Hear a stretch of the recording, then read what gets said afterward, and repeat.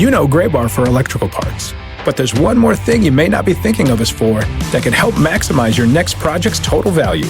Our pre-project planning services are designed to help you win the bid, save on labor costs, and keep your installers productive across your entire build. The sooner you call us, the better. Because when we're there from the beginning, we can anticipate your needs and help you solve problems before they become problems. Yep, Gray-Bar does that.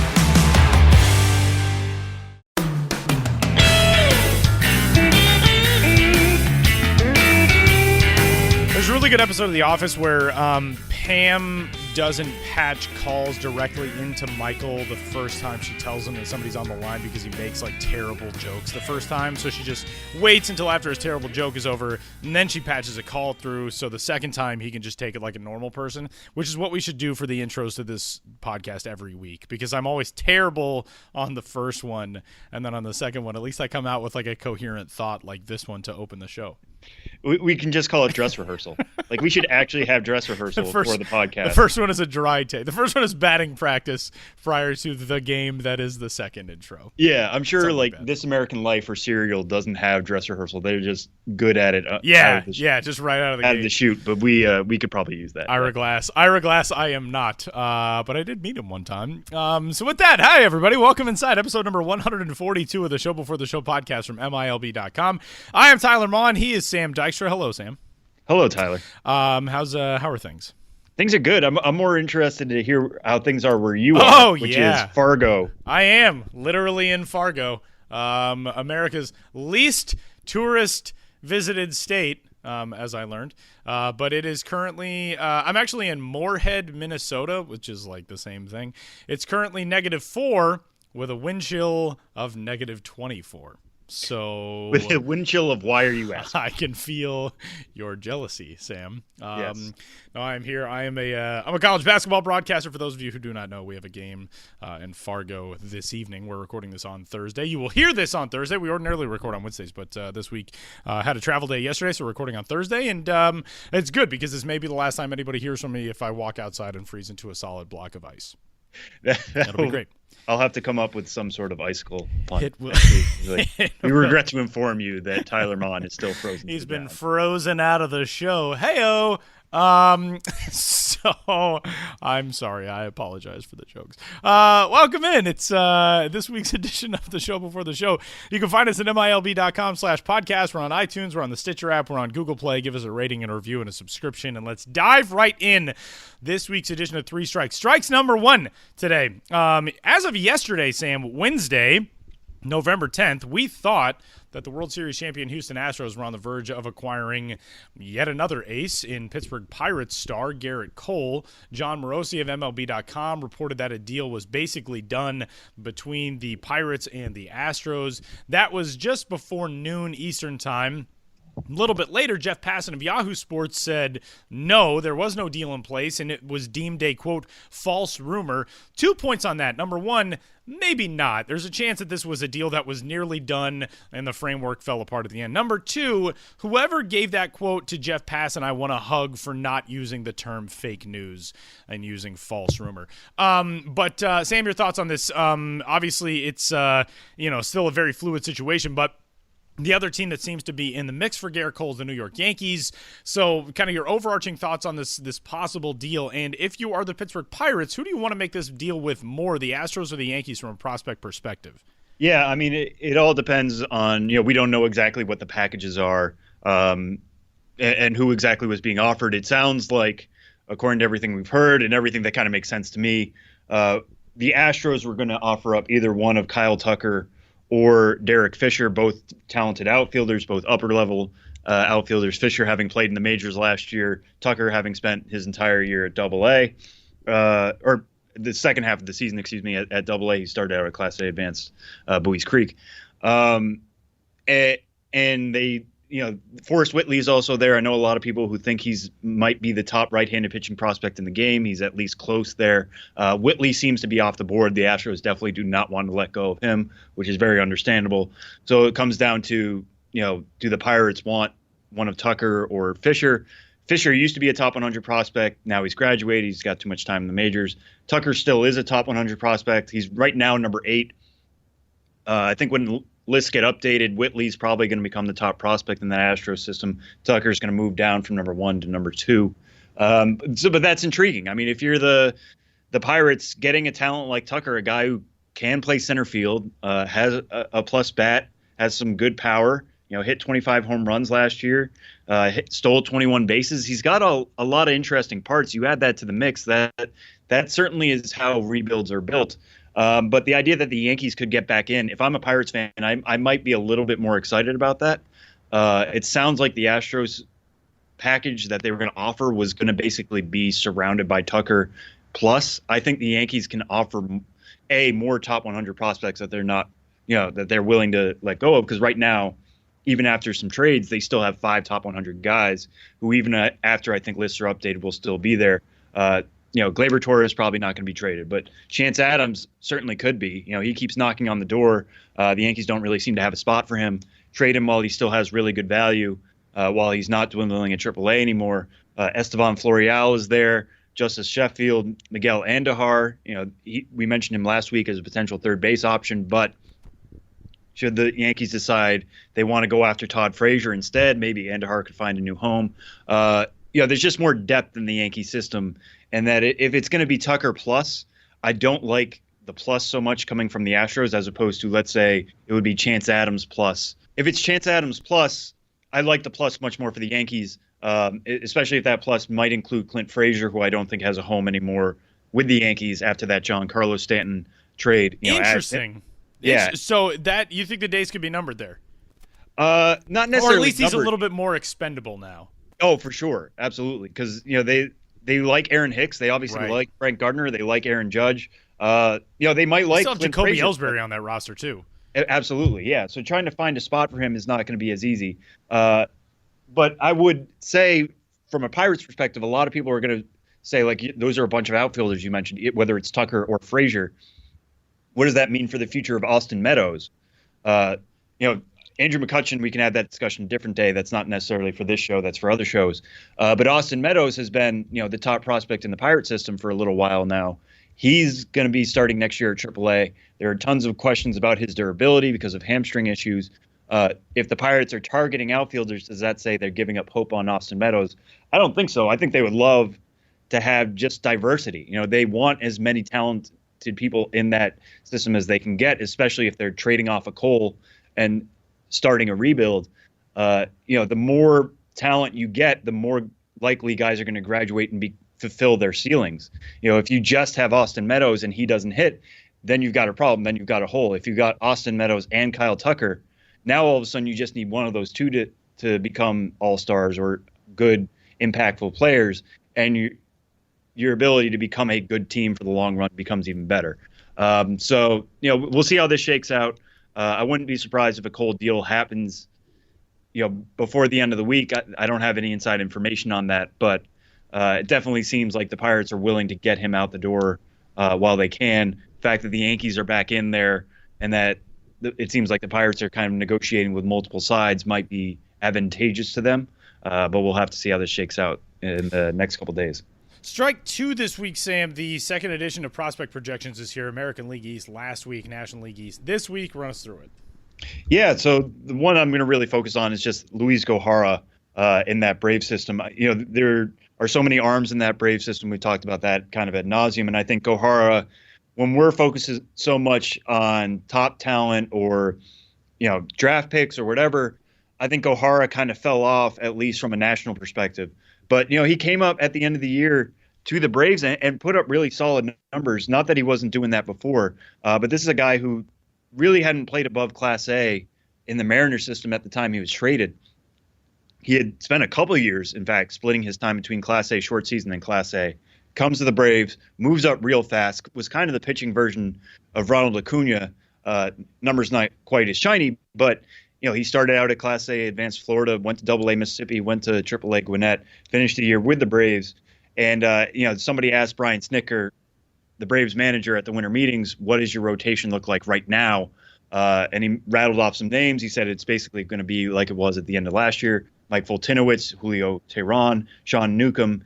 And then he said Luis Gohara as if he has basically a rotation spot set in stone. And then he said they're looking for a 5. And I think they helped their case there by getting a number 5 in Brandon McCarthy. They also got Scott Kazmir, who can kind of help them there. But looking at the Steamer numbers, Steamer actually likes Luis Gohara the most out of all those names I just mentioned. They project him to have a 3.72 ERA over 200 innings with a K per 9 of 9.8, which is really good. They think he would be worth 3.5 WAR over a full season, which would be great for a rookie. That would put you in the mix of maybe a Rookie of the Year award. So Steamer actually thinks he would be the Braves' ace. Now, there's obviously other names that are coming up. Mike Soroka will be probably at Triple-A next year, as will Colby Gallard. Touki Toussaint is going to be at Double-A probably to start the year. Kyle Wright's going to be making his first full season. There are a lot of names that are going to be trying to break that rotation. I didn't mention Max Fried. He's also in that rotation mix right away. But the fact that Steamer really likes Gohara, regardless of his stuff, which is actually really good. He averaged 97 miles an hour on his fastball in the majors. He's got a plus slider. He has to figure out the changeup. But if he can meet these expectations, at least according to Steamer 600, the Braves would be very, very happy next year. Strike 3 this week, Sam. It is 45 years since the American League officially adopted the designated hitter. 45 years ago today, January 11th, since that was implemented. Across the minor leagues, sometimes we hear about guys who are better suited as DH prospects. Maybe just the bat is the only really impressive tool or the only major league tool. Who do you view as some designated hitter prospects in the game today? Yeah, so I'm going to start out with the two obvious. Shohei Ohtani is definitely going to be a DH for the Angels. We know that because he's going to be spending his other time pitching. Brendan McKay, I'm also going to throw in that mix, although it seems like they want to use him at first base, or the Rays want to use him at first base when he's not pitching. That's what he did at Louisville. That seems to work for him. But if he's going to play two ways like Ohtani, he's probably going to have to DH instead, which makes sense. The name that a lot of people already think is a DH prospect might be the one that popped into all your heads when Tyler brought up this question, is Willie Calhoun, who moved from the Dodgers to the Rangers at last year's trade deadline. Was a second baseman in the Dodgers system. A lot of people don't like him necessarily defensively there. The Rangers tried him out in left field. He could be okay there. You can kind of hide his defensive liabilities there. But everybody thinks the bat is going to play. Just let him play DH, which is really fascinating now that he's on the same team as Joey Gallo, who I think is a solid defender. He can play all over the place. But Gallo kind of has that classic DH type as well. So we'll see how that kind of shakes out. One name I'm going to throw out there, first-round pick from last year, Keston Hiura, a Brewers pick. He's technically a second baseman, but he had some elbow issues in college. He might have the best hit tool of last year's draft, and those elbow issues certainly haven't played out. During his first taste of pro ball, he actually went up all the way to Class A Wisconsin after starting the year in the Arizona League, hit 371 over 42 games after a really good spring at Cal Irvine. But because of the elbow issues, he only played 3 games at second base, played the rest at DH. He's in the Milwaukee system, so DH really can't be in his future as long as he's there. But if those elbow issues continue to be a problem, and they don't seem to be, but he hasn't gotten really Tommy John surgery that everybody feared. So they could be lingering going forward. He could be a DH. That's something we're going to be watching going into his first full year this year. So you can check out prospect projections and a whole lot more at MILB.com right now. And that'll do it for this week's edition of Three Strikes. Different formatted episode this week. We're going to catch up with Benjamin Hill coming up next. And then Ben and Sam are going to take you through this week's interview, which will be in segment number 3 with one of the new radio voices of the Scranton Wilkes-Barre Rail Riders alongside the great John Sadak. It's Adam Marco, who will join the show coming up here in just a little bit. But coming up next, Benjamin Hill.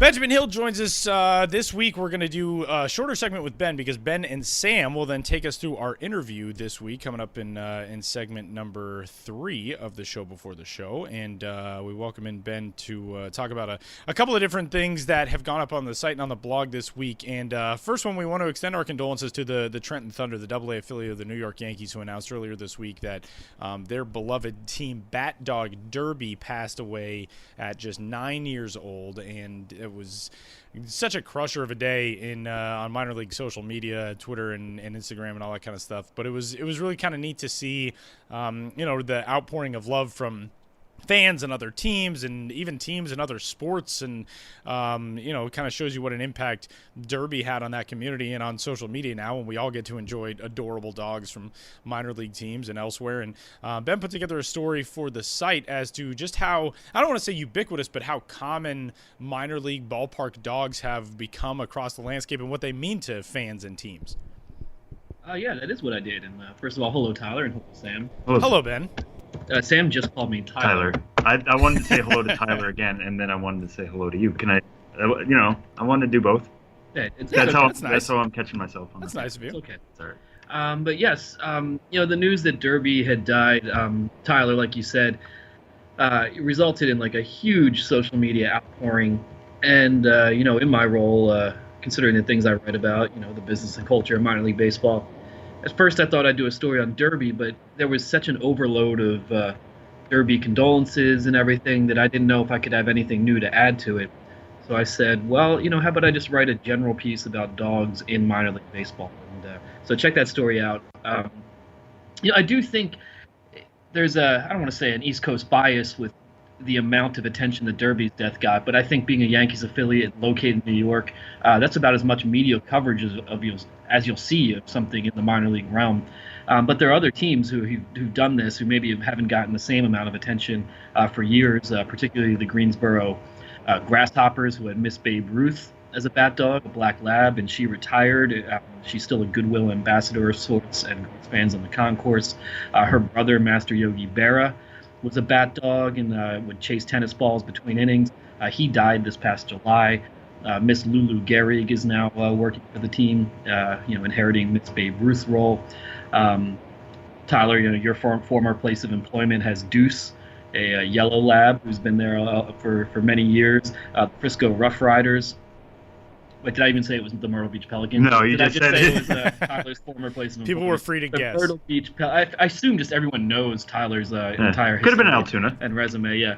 But no, the Myrtle Beach Pelicans have Deuce, and the Frisco Rough Riders have Brooks, who's in training. And so hopefully it's a fun story. It shows how pervasive dogs are at the ballparks. There's some other examples in there. I do link to 3 examples of on-field defecation, the dogs. And, that's always good for a laugh. But if you like dogs and you like baseball and you like the intersection of the two, check out that story. Just real quick, Greensboro pointed out on November 22nd that Miss Babe Ruth got 2 votes for mayor of Greensboro on Election Day. Those are some dedicated symbolic protesters and dedicated dog lovers. And grasshoppers lovers, for that matter. Yeah, Miss Babe Ruth received 2 votes in the mayoral election, which I think shows her popularity there in Greensboro. And, it goes without saying, anywhere you have a dog, that dog's going to be popular, and especially at a ballpark, and it's a combination that can't be beat. And we want to do a follow-up on something we talked about last week. You actually put it out to Twitter, what do minor league teams do in the offseason? What do employees do, when they're not planning promos or making calls or that kind of stuff? So what kind of responses did you get from clubs? Right, just following up on that conversation we had last week, it obviously varies, as we said last week, what teams do in the offseason. But threw the question out on Twitter and got some good responses. Of course, there are some unorthodox ballpark events going on. The Lake Elsinore Storm just had a monster car rally. The Hartford Yard Goats got some national attention because the AP did a story on their upcoming goat yoga events. That's where you literally do yoga in the heated indoor batting cages while goats roam around. So that's been a popular thing. But putting out that question, I got all sorts of responses, some on the lighter end of things. Irreceivables said they simply dominate Twitter timelines in the offseason. Check out the Irreceivables. They're pretty good on Twitter, but I'm better. Scranton Wilkes-Barre posted a video of their staff members throwing food off the upper level of the stadium to a fellow employee catching it in his mouth on the concourse. So we got that kind of stuff. A few people responded with a variation of working normal hours. Some seem to love that, to be able to revert to a more traditional 9-to-5 type office environment and having a more stable life. Some said normal office hours with a sense of disdain, meaning, just boring. So depending on their perspective. Helena Brewer said the first thing we do every morning is shovel the never-ending snow. Tommy V, the great Tommy Viola of Charlotte Knights, said, "What's an off-season asking for a friend?" And I think that's a common sentiment for a lot of people in minor league baseball, and that the work never really does stop.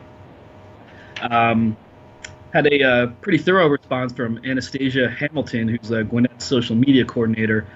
She said, "Hey, I'm analyzing social data, creating content calendars for the upcoming season, creating new graphic packages, planning our social budget for ads. Just to name a few things, the offseason has also been extremely busy due to our name change. And Gwinnett, they were the Braves and now they're the Stripers. So you have a particularly large amount of work to do whenever you change your identities." And Dan Venn, media relations with the Dunedin Blue Jays, that's a spring training facility that team plays at. He says, "Hey, we have instructs, fantasy camps, tournaments. There's always something at the stadium. Plus, we're planning promos. Most items need to be ordered 6 months in advance. Conducting interviews and writing content for next year's publications, and on it goes." And then Tyler Gustafson, who does sales for the Mudcats, gave an answer I'm sure a lot of people in minor league baseball can relate to. Renewals, and renewals, meaning renewing sponsorships and getting everything set for the coming year on that front, which is obviously a key part of any team's operations. So that's just a sampling of some of the answers, but there really is no off-season anywhere in baseball in the sense that you're always doing work to prepare for the upcoming campaign, whether you're a player, whether you're front office, no matter who you may be. Ben's also got a story up on the blog, anniversaries for 2018. Last year, we saw a lot of anniversary promotions, celebrations, all that type of stuff. And so to preview what could be coming up this year, it's kind of crazy, the stuff that we're going to be celebrating anniversaries for. But for example, the Tom Hanks Cinematic Classic Big will be 30 this year. I hate this so much, but The Sandlot will be 25. Mrs. Doubtfire will also be 25, which I did not think of. But there's a ton of stuff coming up this year. Yeah, I wrote a post. We've seen some Sandlot promos announced. We've seen some other promotions throughout the minors tying into anniversaries. I tried to guess some of the others coming up. Night of the Living Dead is 50 years old this year. I know that's not family friendly, but teams have done zombie promos, so why not honor the king of the zombie films? Halloween is 40, so it could be some sort of halfway to Halloween promotion. Speaking of Hal, 2001 was the #1 grossing movie of 1968, so that's turning 50 years old. I think a 2001 theme jersey would be pretty awesome. So check out the blog for my post on guessing some of the anniversary promos we'll see throughout minor league baseball. Kokomo, that's one of my favorites. Kokomo is 30 years old, so in the blog post I wrote, can at least one team stage a Mo Kokomo promotion in which Kokomo is the only song played at the ballpark for the entire evening? That's just something I want to see.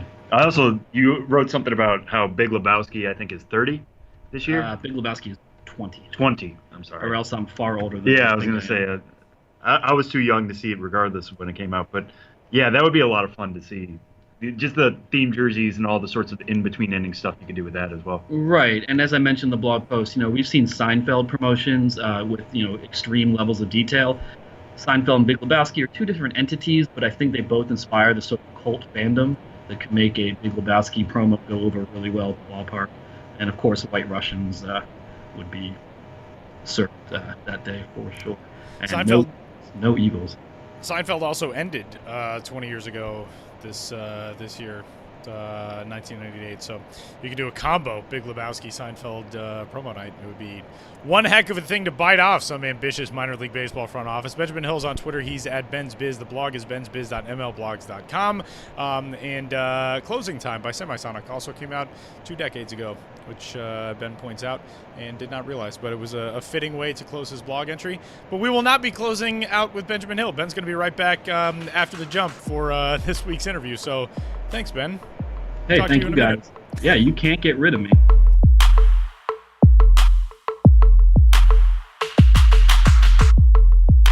Yes, this is the Show Before the Show podcast, and I'm Ben Hill, Ben's Biz on Twitter. And sitting beside me is Sam Dykstra, who you, of course, know is the co-host of this show, along with Tyler Maughan, who is not with us.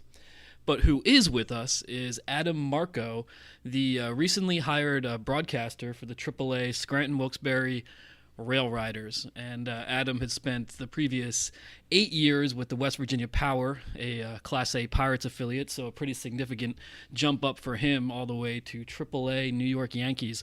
Adam, thanks for joining us. It is certainly my pleasure. Excited to be on with you today. Excellent.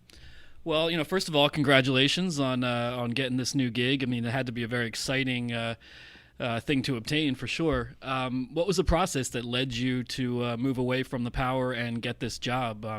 Every broadcaster seems to always be looking to move up, excuse me, just like a player.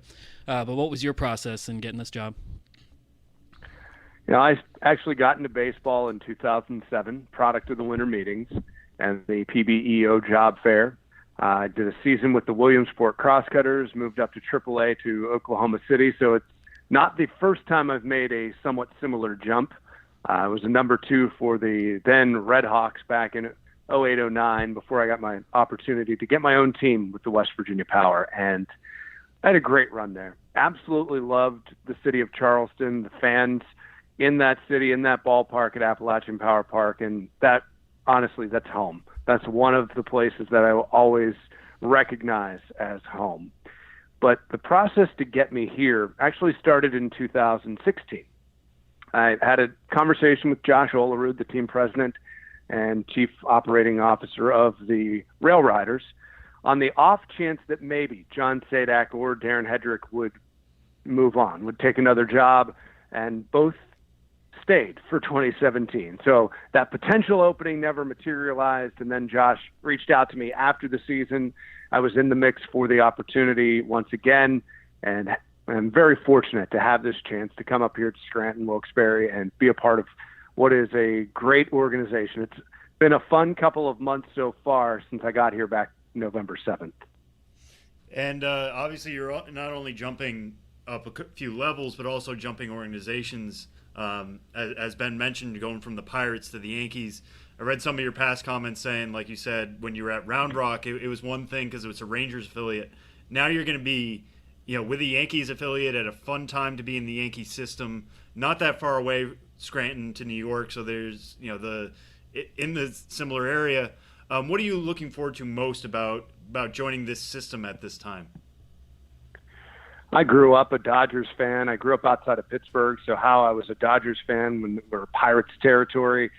I grew into loving the Pirates. So getting into the Yankees organization at this time to see the talent that in some cases I had already seen when they were down playing for the Charleston River Dogs.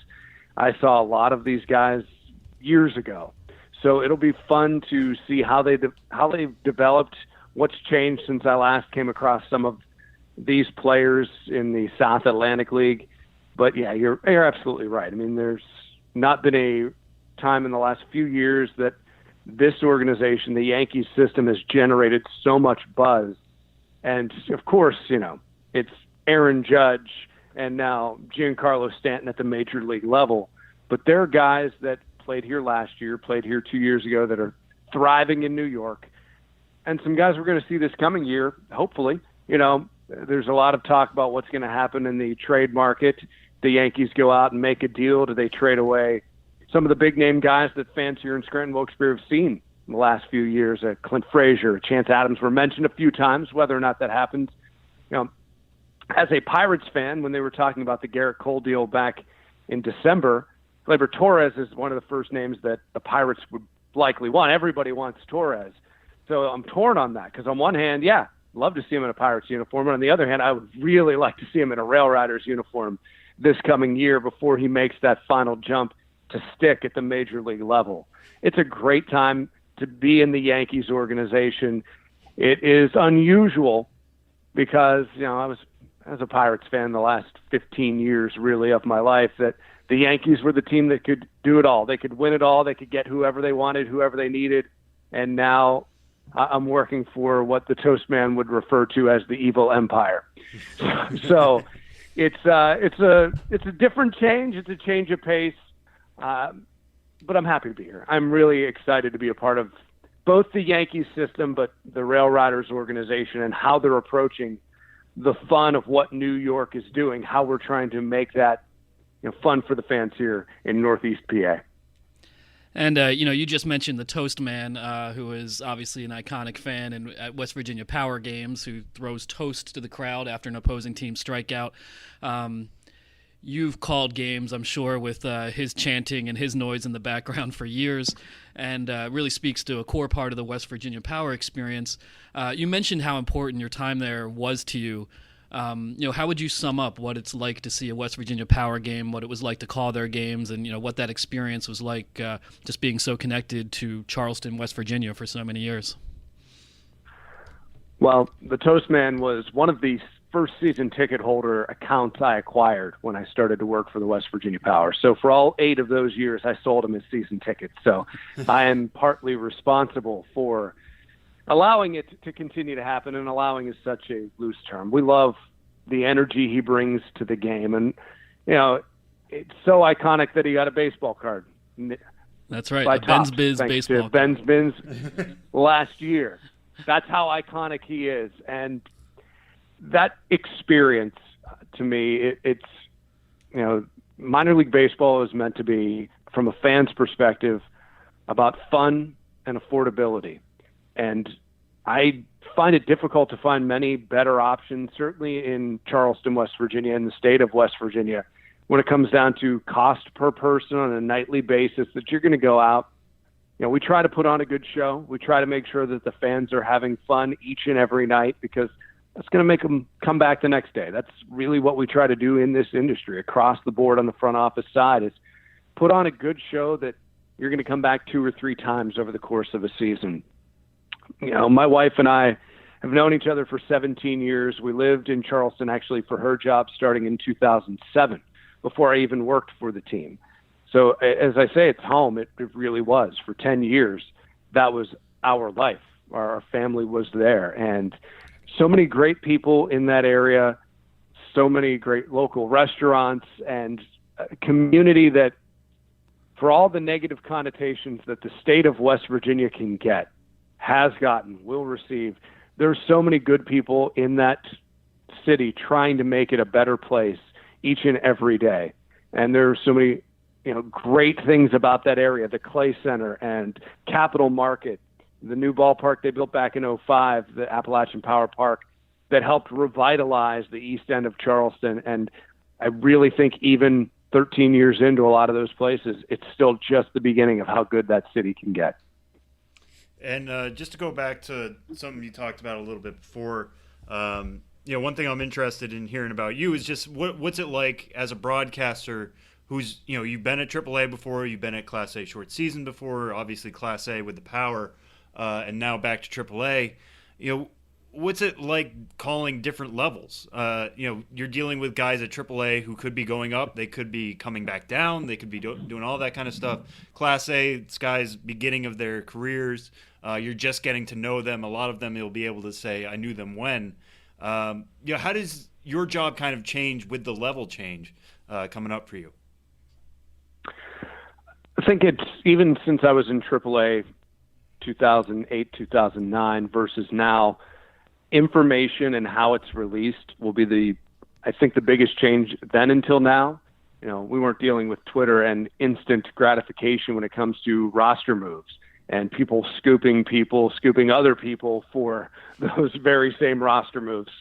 I find that the AAA level, it's a little more cloak and dagger about moves, especially guys going to the major league level. And you don't want to ruin that moment. I don't want to see Twitter or social media ruin somebody's moment. Like, oh, you hear so-and-so is going to the majors. That should come from the manager. It should come from their pitching coach. That is that iconic story that these guys will tell forever. So I think that, and the change in technology and information, will be one of the biggest things that I'll see as a difference then until now. The players we're dealing with, you've got a bunch of great guys, but everybody in this industry has that a little bit or a lot of an ego about them. And I think you see that ebb and flow from when they're 18 to 22 years old in the South Atlantic League to guys that are trying to make it to the major league level or get back. One of the best players I came across in my time with West Virginia was Cole Tucker, 18-year-old first-round draft choice of the Pirates a few years back. And even though he was a first-rounder and had a big signing bonus, there was no ego about him. Like, he appreciated everybody in the West Virginia Power front office, and it was truly one of the friendliest kids I've ever come across. And I had to think, who was the last person that was like that? And it was Nelson Cruz. And there have been great people along the way. I don't mean to slight anyone, but Nelly Cruz in '08 with the Red Hawks was a 4A player, a guy that couldn't stick at the major leagues. And Texas got him from Milwaukee, they sent him down to Triple-A. And you think, what kind of mentality are you going to get? But he was ready to get out there, play the game, smile. He always had a smile on his face. You know, he learned how to deal with the breaks of this game and how to, be better because of it. '08, he hit 37 home runs and drove in 99 between the start of the season and August 1st. He was the league's MVP and didn't even play in the PCL in August. He was out with an injury. So seeing guys like that, you're going to deal with people that are probably a little bitter that they're back down. But they know there's a job to be done. They know that there's going to be an opportunity to get back up if they just continue to work at it. So I think you see a difference in approach, from a daily basis, guys that are 18 to 22 or guys that are 25 to 32 trying to get back to the major league level. How they handle their time here is always an interesting thing, because you don't want to upset them, because they already know that there's something that needs to be done. So it's balancing and evening out egos across the board at both levels. And Adam, when you were talking about your time with the Power, you obviously also became very acquainted with the South Atlantic League in general. And I remember you had a blog for quite a period of time when you talked about your favorite restaurants within the South Atlantic League, places you like to go on the road trips. What are some of those places you'll miss now that you've moved up to the Triple-A International League? There are some great cities in the South Atlantic League. There's some places that I will not miss at all. But you can name them too if you want. Well, fortunately, Savannah's gone. So I don't have to worry about offending anybody from the Sand Gnats. There you go. But Columbia became a great place to go to. My top trips, it's a 14-team league. You eliminate Charleston, West Virginia. I always loved First Energy Park in Lakewood. That was the way they put on a game, the way they do that show. They have good food in the area. Greenville is a phenomenal foodie city with a lot of restaurants within 2 miles of the ballpark. Charleston, South Carolina, I love seafood, so that's an easy one. And Asheville. Asheville was such a unique stadium at McCormick Field. The press box is very much like what you'd see at a high school baseball game. It's one room, kind of a trailer at the back of the bleachers, back of the grandstand. And 2-3 feet to my right is Doug Maurer, the tourist broadcaster. 3 feet or less to my left for the longest time was Rick Rice, the PA announcer, with just some cubicle walls barely partitioning us off. But even with all that volume, 15 feet apart at most, you get that atmosphere, and it was such a fun place. Plus, craft beers. Asheville's a great place to go. They fashion themselves as very much the craft beer enthusiasts, and some great restaurants down in Asheville as well. So those are some of my favorite stops along the way in the South Atlantic League. But even in places where I didn't necessarily like the ballpark dynamic, I was able to find good food. I'll do it. Hagerstown, I'll throw it under the bus. The stadium is one thing. I think it was better this past year, but there's still some great places to go in the Hagerstown area. There's a Shula's Crab House. There was a Peruvian chicken restaurant in Hagerstown, and the advent of Uber and Lyft the last few years made all of this even much more relevant and possible. I don't want to go and just get the average fast food place. I want to be able to go out and learn about those towns we're going to, learn about those cities, and talk about the experiences. And I think the best way to do that at times is through the local cuisine. And following up on that, you're now entering the International League, 14 teams in the Triple-A International League.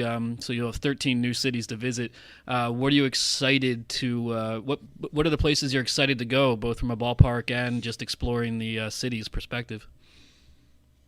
Well, we've got one trip to Indianapolis this year, and I'm certainly excited about that because of my ties to the Pittsburgh Pirates. I think there are going to be some guys in Indy this year that I had within the last 5 years in West Virginia. So I'm excited to have Indy come here and go see Victory Field. Charlotte, I have actually been to a game and seen the Knights play. So excited to take in that vantage point from the broadcast perspective, which is not all that different than what I've got here at PNC Field in Scranton. And curious to go down to Gwinnett and check out a Stripers game. Now, there are plenty of great cities. I've been to a Louisville Bats game as well. I saw them play Indy. Some of these trips in the South Atlantic League, I was able to drive. And then we would play Lexington. I would drive there 2.5 hours and then drive over 4 hours to see Louisville play. Or one trip down to Kannapolis, I made the trip the other way, and we drove down to Charlotte for an afternoon game before a night game between the Intimidators and Power. So I've seen some of the stadiums already. Those are certainly at the top of my list. All right, well, we got 2 quick ones left for you that I think are going to be more into your style and as a broadcaster coming up. Obviously, you're moving into Scranton, so I got to ask, how knowledgeable are you in the office, and how much are you going to try to mix in office references into your calls going forward? I hated the first season of The Office. Absolutely hated the first, and even like the second season. It was too dark. We watched it, and we were fans from like season 3 and on. And my wife and I would, back before we had a DVR, we'd get a VHS tape. If we couldn't watch it live, we would record it on a VHS tape. Those were things back then. And so I'm knowledgeable on it. I am rewatching the entire series, even seasons 1 and 2. I've already rewatched those. So big fan, excited. We're going to do an Office promotion this year at the stadium. It's the 5th anniversary of when it went off the air, and apparently may now also come back as what is old is new again. So I'm a fan of The Office. I was certainly a big fan of the series, season 3 through the end. There you go. That is probably the correct answer on that one. Although I think I lost it when Michael had to drive into a fountain, but that's neither here nor there. All right, so this is the last one. We're going to make it a lightning round. Because you are the announcer now, or the voice of the Triple-A Yankees affiliate, you're one step away technically from John Sterling. So we want to see if you could get some Sterling-esque calls for some guys who are probably going to be with the Rail Riders this year. So I'm just going to give you a name. You give me the call back, and we'll do like 3 or 4 of these. You want home run calls? You give me strikeout calls? Let me get a frame of reference. Home run calls. If they're going to be Sterling calls, they got to be home run calls. We'll start with an easy one because I feel like there's a lot of pun possibilities with this one. Jake Cave. So easy a caveman can do it. There you go. That's good. A guy you mentioned before in Gleyber Torres. Ooh, this is tough. Torres. Can I pass? He tore the cover off of the ball. He tore the cover off the ball is way too punny. He Torres into that one. There we go. We'll accept that one, and then we'll do this last one. How about Clint Frazier? Oh, see, this one would make me want to go to the television show, which I was never a fan of Frazier, so I might have to go for more of a Cheers reference. That's fair. And so that might be, just Clint in a Norm fashion, or if I were to harken back to the Toast Man, Frazier, I don't even know her. There we go. That's what Rail Riders fans have to look forward to then, I guess. Excellent. Well, I hope they have way more to look forward to than that. Yeah. Well, we're looking forward to listening to you call the Rail Riders games this year, and you'll be partnered with another Adam, moving up from Double-A Trenton. Adam, is it Giardino? Yeah. Is that Giardino, am I pronouncing it correctly? You're putting a little too much emphasis on the wrong syllable. Yeah, I'm prone to do that. But it's going to be a dual Adam broadcast. Adam Marco, the lead broadcaster, looking forward to his first season with Triple-A Scranton after spending 8 years with West Virginia. Adam, we really appreciate you taking the time to speak with us on the Show Before the Show podcast. Anytime, and you guys are always welcome here at PNC Field. We'll find a spot for you.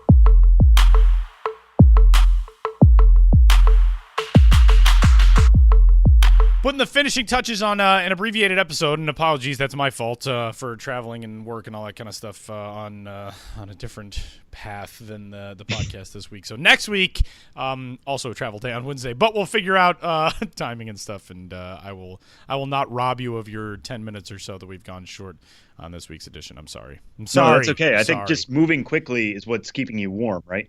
Yeah, no, that's true. It's the only thing that's keeping me from freezing in place to whatever I'm currently touching in Fargo, North Dakota. You really paint a picture. Whatever I'm currently touching. It's going to be great. Yeah, so I guess I should qualify next week if I'm still alive and there's like blood pumping through me rather than just being, it's just this is like a Rocky and Bullwinkle tease for next week. Tune in next week. If I'm still in existence. The thrilling conclusion of did Tyler make it through the Dakotas once more? It's going to be very exciting. Yeah, that's it. Get in touch with the show, podcast at MILB.com. Sam is on Twitter at Sam Dykstra, MILB. I am reluctantly back on Twitter at Tyler Vaughn. And that's it. We'll talk to you next week.